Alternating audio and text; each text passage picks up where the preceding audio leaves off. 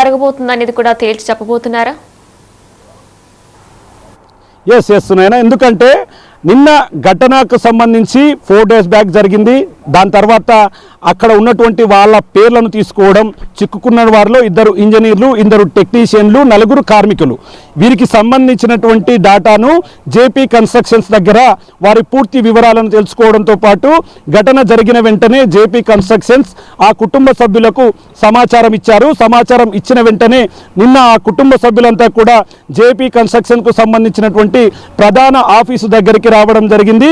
వారితో రెగ్యులర్గా ఇక్కడికి వచ్చే మంత్రులు ఉత్తమ్ కుమార్ రెడ్డి, కోమటిరెడ్డి వెంకటరెడ్డి మరియు స్థానిక శాసనసభ్యుడు చిక్కుడు వంశీకృష్ణ, మిగతా అందరూ కూడా దగ్గర ఉండి వాళ్ళ కుటుంబ సభ్యులకు పరిస్థితిని వివరించే ప్రయత్నం చేస్తున్నారు.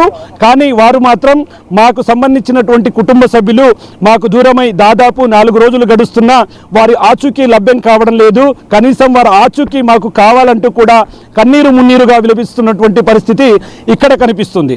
ఈ రెస్క్యూ అంతా కూడా 5 రోజులుగా కొనసాగుతుంది. పూర్తిగా ఉత్కంఠభరితంగా ఈ రెస్క్యూ ఆపరేషన్ అనేది కూడా సాగుతూ వస్తుంది. ఈరోజు 5వ రోజు ఉదయం నుండి కొన్ని బృందాలు కిందికి వెళ్ళడం, అక్కడి నుంచి సమీక్ష సమావేశాలు కూడా నిర్వహిస్తూ వస్తున్నారు. మనం బ్యాక్లో చూస్తున్నటువంటి హెలికాప్టర్ ద్వారా కూడా రెగ్యులర్గా ఇక్కడికి కోమటిరెడ్డి వెంకటరెడ్డి, ఉత్తమ్ కుమార్ రెడ్డి, నిన్న డిప్యూటీ సీఎం కూడా ఈ ఘటనకు సంబంధించినటువంటి అంశాలను ఎన్డీఆర్ఎఫ్ సిబ్బందితో, అదేవిధంగా జియోలాజికల్ ఎక్స్పర్ట్స్తో కూడా చర్చలు కొనసాగిస్తూ వస్తున్నారు. ఇక్కడ ప్రధానంగా ఈరోజు మరొక ఇంపార్టెంట్ విషయాన్ని అధికారులు, ఒకవైపు జియోలాజికల్ సిబ్బంది గుర్తించినట్టుగా తెలుస్తుంది. ఎందుకంటే ఎక్కడైతే 13.8 కిలోమీటర్ల దగ్గర టన్నెల్కు సంబంధించినటువంటి ఈ యొక్క సీపేజ్ రావడం, అక్కడ ఉన్నపలంగా బురద నీటితో కూడినటువంటి కూలుకుపోవడంతో అక్కడ ఉన్నటువంటి పక్కనే కన్వేయర్ బెల్ట్ కూడా పూర్తిగా పాడైపోయింది. ఈ కన్వేయర్ బెల్ట్ పూర్తిగా ఈ యొక్క టీబీఎం మిషన్కు అనుసంధానంగా పనిచేస్తుంది. టీబీఎం మిషన్ తొలుస్తున్న క్రమంలో దాని వేస్టేజ్కు దీనికి లింకప్స్ ఉంటాయి. అదంతా వేస్ట్ కూడా మొత్తం కూడా ఈ టన్నెల్ కన్వేయర్ బెల్ట్ ద్వారా బయటికి రావాల్సి ఉంటుంది. కానీ కన్వేయర్ బెల్ట్ అక్కడ పనిచేయడం లేదు. ఖచ్చితంగా కన్వేయర్ బెల్ట్ ముందు, అంటే ప్రమాదానికి జరిగిన ముందు అక్కడ ఉన్నటువంటి ఒక శాంపిల్ను తీసుకున్నారు. ఆ శాంపిల్ ప్రమాదం జరగక ముందు బయట ఉన్నటువంటి మెటీరియల్ శాంపిల్. అసలు ఎందుకు జరిగి ఉంటుంది, లోపల భూముల పొరల్లో ఉన్నటువంటి రకరకాల మార్పుల వల్ల ఈ యొక్క జియోలాజికల్ ఎఫెక్ట్ కూడా దీనికి కారణం అయి ఉండొచ్చు అనే కోణంలో కూడా ఒకవైపు జియోలాజికల్ సైంటిస్టులు అయితే పూర్తిగా తెలుసుకొని ముందుకు వెళ్తున్నారు. ఈరోజు ఆ రిపోర్ట్ వస్తే అక్కడికి ఏముంది, ఒకవేళ బురదను తీయాలంటే ఆ సాయిల్కు ఉన్నటువంటి లక్షణాలు ఏంటి, ఆ సాయిల్కు సంబంధించినటువంటి లక్షణాలను పూర్తిగా పరిశీలించిన తర్వాతనే ఆ మట్టిని అక్కడ తీసేందుకైతే అధికారులు ముందుకు వెళ్లేలాగా కూడా ప్లాన్ చేస్తున్నటువంటి పరిస్థితి కనిపిస్తుంది. ఇక రాకోల్ మైనర్స్ ఇక్కడికి వచ్చిన వెంటనే అంతా కూడా ఆసక్తిగా గమనించారు. వాళ్ళు ఉత్తరాఖండ్లో ఎన్డీఆర్ఎఫ్ మిగతా సిబ్బంది చేయలేని పనిని ఒకే రోజులో చేసి చూపించారు కాబట్టి ఖచ్చితంగా వాళ్ళు ఆచూకీ లభిస్తుందని చెప్పారు. కానీ రాకోల్ మైనర్స్కు ఉన్నటువంటి ప్రత్యేకమైనటువంటి ప్రతిభ ఏంటంటే, వాళ్ళు ఎక్కడైతే గుట్టల ప్రాంతాలు ఉంటాయో ఆ గుట్టల ప్రాంతాల్లో ఏదైతే అమరిక ఉంటుందో, రాళ్ల అమరిక, టన్నెల్లోకి వెళ్ళినప్పుడు ఆ రాళ్ల అమరికను ఎట్లయితే అనుసరిస్తూ ఒక టన్నెల్ను, అంటే చిన్న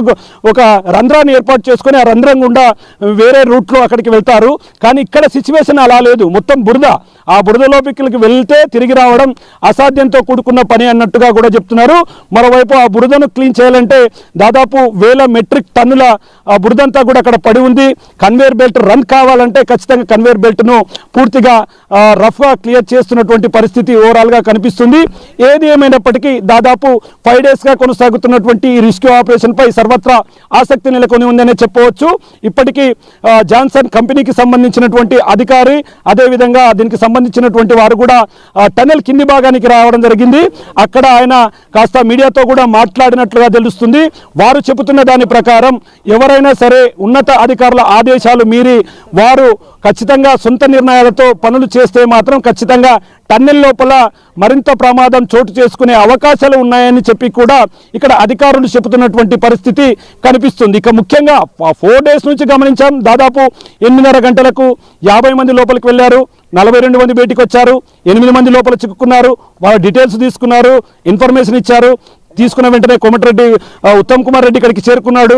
అధికారులతో సమీక్షలు నిర్వహించాడు. ఎన్డీఆర్ఎఫ్ బృందాలు, ఎస్డీఆర్ఎఫ్ బృందాలు, ఆర్మీ, నేవీ ఈ 4 daysగా ఈ తతంగం అంతా కూడా కొనసాగుతుంది. కానీ అక్కడ ఉన్నటువంటి చిన్న పనిని కూడా లోపల ఆ బురదను ముట్టుకుని ఆ మట్టిని ముట్టుకొని తీసే సాహసం మాత్రం ఎవ్వరూ చేయలేనటువంటి పరిస్థితి ఇప్పటికీ కనిపిస్తుంది. అంటే దాని మీద ఇంకా అంచనా రావాల్సింది. నిజంగా ఎక్కడైతే మనం ఎగ్జాక్ట్గా లొకేషన్లో జరిగిన ప్రాంతం పైభాగంలో 400 మీటర్స్ ఉంటుంది.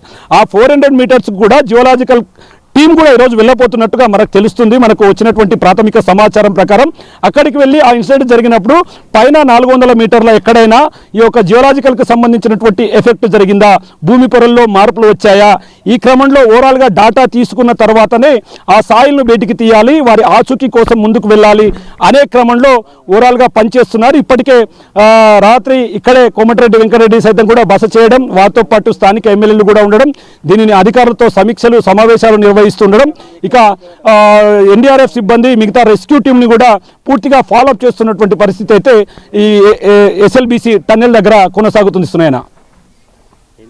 Right, thank you Shankar. SLBC టన్నెల్లో చిక్కుకుపోయిన 8 మందిని రక్షించేందుకు రెస్క్యూ ఆపరేషన్ లో మరింత వేగం పెంచారు. రెస్క్యూ ఆపరేషన్ నేటితో 5వ రోజుకు చేరుకుంది. NDRF, SDRF, navy, army, HYDRAA, rat hole miners సహా పలు టీంలు టార్గెట్ ఏరియాను చేరుకునేందుకు తీవ్రంగా శ్రమిస్తున్నాయి. అయితే మరి ఇదే నేపథ్యంలో కూడా నిన్న ఆక్సిజన్ అందక వెనక్కి వచ్చేసిన టీం టీబీఎం మిషన్ చుట్టూ కూడా పెద్ద ఎత్తున బురద మిషన్ విడిభాగాలను తొలగిస్తే బురద ఒక్కసారిగా వచ్చి పడుతుందనే భయం కూడా ఏర్పడింది. టీబీఎం మిషన్ విడిభాగాలను తొలగిస్తే కానీ లోపలికి వెళ్లలేని పరిస్థితి ఏర్పడింది. ఇక ఊట బురదతో మొత్తం పడిన పైకప్పు భాగం సొరంగంలో కూడా పైకప్పు మళ్లీ కూలుతుందనే భయం కూడా నెలకొంది. ఇక ఇవాళ మళ్లీ లోపలికి వెళ్లారు రాట్ హోల్ మైనర్స్.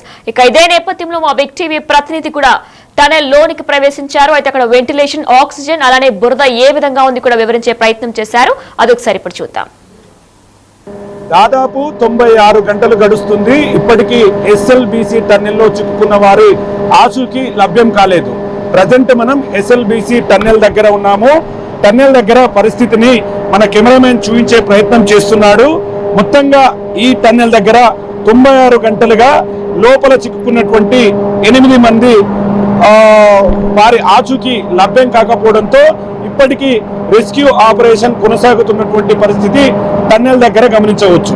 నిన్న ఏదైతే ఉత్తరాఖండ్లో సొరంగంలో చిక్కుకున్న వారిని సురక్షితంగా బయటికి తెచ్చిన రాక్ హోల్ మైనర్స్ కూడా ఇక్కడికి రావడం, వాళ్ళు లోపలికి వెళ్ళడం, అక్కడ దాదాపు 100 మీటర్ల దూరంలోనే అంటే దాటుకొని 50 మీటర్ల దూరం వరకు కూడా వాళ్ళు వెళ్ళగలిగారు. అంటే సంఘటన స్థలానికి వాళ్ళు 50 మీటర్ల దగ్గరికి చేరుకోవడంతో అక్కడ వారికి ఆక్సిజన్ కష్టంగా మారినటువంటి పరిస్థితి కనిపించింది. ముఖ్యంగా ఈ విషయాన్ని వారే ఒక సెల్ఫీ వీడియో ద్వారా కూడా బయటికి చూపించినటువంటి పరిస్థితి. ప్రజెంట్ మనం టన్నెల్ను ఒకసారి గమనిస్తే మనకు కెమెరామెన్ చూస్తున్నటువంటి ఆ కన్వేయర్ బెల్ట్ ఏదైతే ఉందో అది రెగ్యులర్ గా లోపల ఉన్నటువంటి వర్క్ జరుగుతున్నటువంటి సమయంలో మొత్తం వేస్టేజ్ ను కూడా బయటికి పంపించేందుకు ఉపయోగపడుతుంది. కానీ ప్రజెంట్ ఆ కన్వేయర్ బెల్ట్ పనిచేయకపోవడం, అదే విధంగా ఎక్కడైతే 12 కిలోమీటర్లు దాటిన తర్వాత కన్వేయర్ బెల్ట్ పై ప్రయాణం చేసి 1.5 కిలోమీటర్లకు చేరుకోగానే దాదాపు 5 మీటర్ల నుంచి 20 మీటర్ల మేర వరకు కూడా నీటితో కూడినటువంటి బురదంతా కూడా మేటలు వేసింది. దాని దగ్గరికి వెళితే చాలా ప్రమాదం అని చెప్పి ఇప్పటికే పలుమార్లు ఎన్డీఆర్ఎఫ్ సిబ్బంది కూడా చెప్పినటువంటి పరిస్థితి అక్కడ కనిపించింది. ఇక ముఖ్యంగా నిన్న దాదాపు 2-3 టీములు కూడా లోపలికి వేరావడం, అక్కడ పూర్తి స్థాయిలో పరిస్థితిని అంచనా వేయడం జరుగుతుంది. ప్రజెంట్ కెమెరామెన్ చూస్తున్నటువంటి ట్రాక్ అంతా కూడా ఈ ట్రాక్ పూర్తి స్థాయిలో ఇదే ట్రాక్ పై లోపలికి వెళుతారు. ఒక్కసారి ఆ ప్రదేశానికి చేరుకోవాలంటే దాదాపు 3 గంటల సమయం, అంటే పోయి రావడానికి 3 గంటల సమయం పడుతుందని చెప్పి కూడా ఇంజనీర్లు చెబుతున్నటువంటి పరిస్థితి ఇక్కడ కనిపిస్తుంది. సేమ్ ఇక్కడ మనం సొరంగం చూసినట్టుగా దాదాపు 20 మీటర్ల మేర బురద కూరుకుపోయి ఉందంటే పరిస్థితి ఎంత దారుణంగా ఉంటుందో అంచనా వేయవచ్చు. ఎందుకంటే ఇది అతిపెద్ద టన్నెల్. ఈ టన్నెల్ సుమారు 41 కిలోమీటర్ల మేర కూడా దోమలపెంట నుంచి ముఖ్యంగా నల్లగొండ ప్రాంతానికి కూడా వెళ్ళేటటువంటి పరిస్థితి మనకు కనిపిస్తుంది. ఇంకా ఓవరాల్ గా రాత్రి మరొక టీం వెళ్ళింది.